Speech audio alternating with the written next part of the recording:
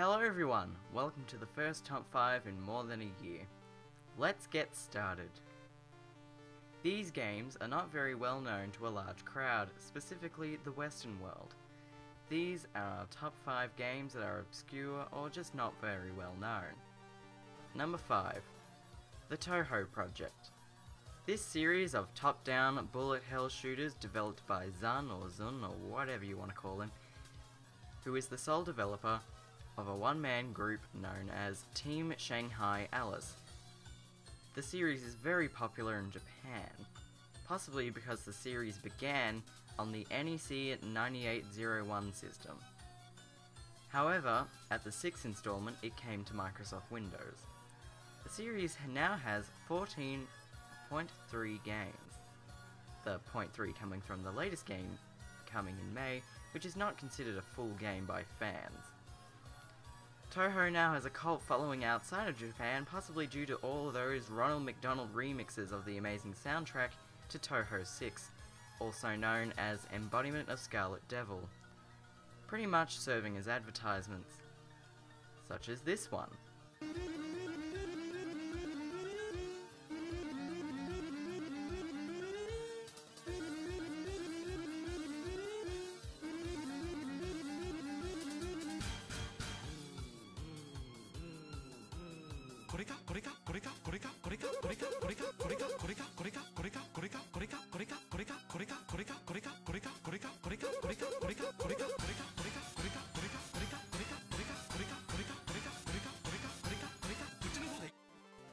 Number 4.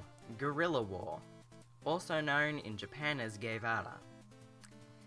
This game isn't necessarily unknown, however it is not talked about in the same breadth as similar games made by the developer SNK, and therefore is the lesser known game.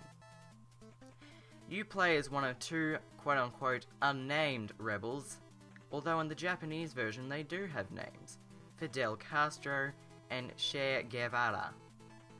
Fidel and friends are trying to end the dictatorship on a quote-unquote unnamed Caribbean island, which is Cuba in the Japanese version. The game was ported from the arcade to the NES, Amstrad CPC, Commodore 64, ZX Spectrum, and more recently, the PlayStation Network. Number 3. Super Mario Bros. 2, also known as Super Mario Bros. The Lost Levels. This story is a classic. While it isn't so obscure now, back in 1986, hardly anyone outside of Japan actually knew about this specific version of Mario 2. It was considered too difficult for American audiences, and instead the Western world received a reskinned version of a Japanese game called Yumi Kojo Doki Doki Panic.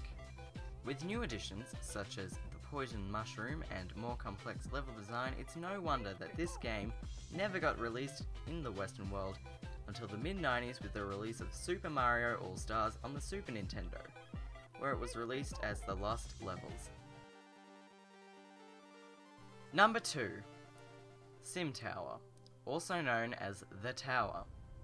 Published by Maxis in 1994, this Japanese game is comparable to SimCity and Tiny Tower.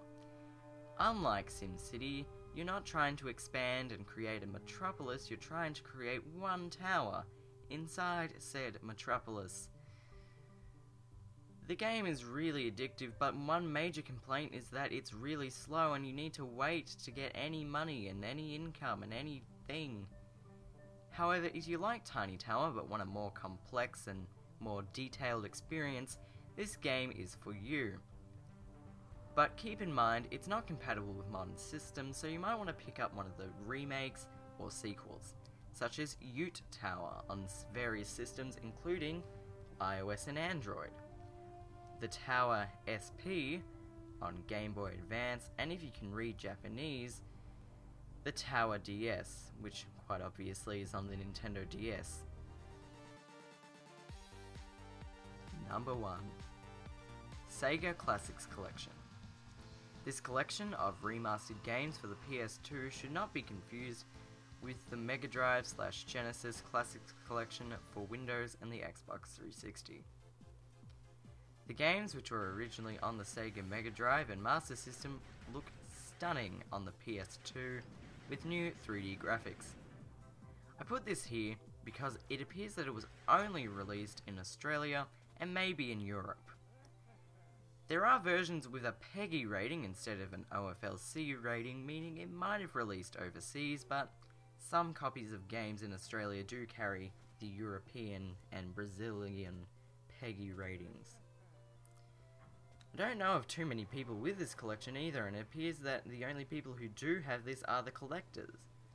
If you can tell me that you have it, please do, in the poll below, if you're on Skyman.net that is.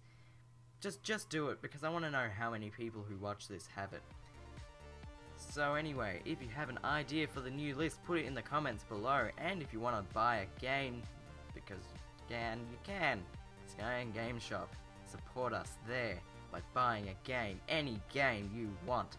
Anyway, thank you all for watching, and I'll see you later. Goodbye.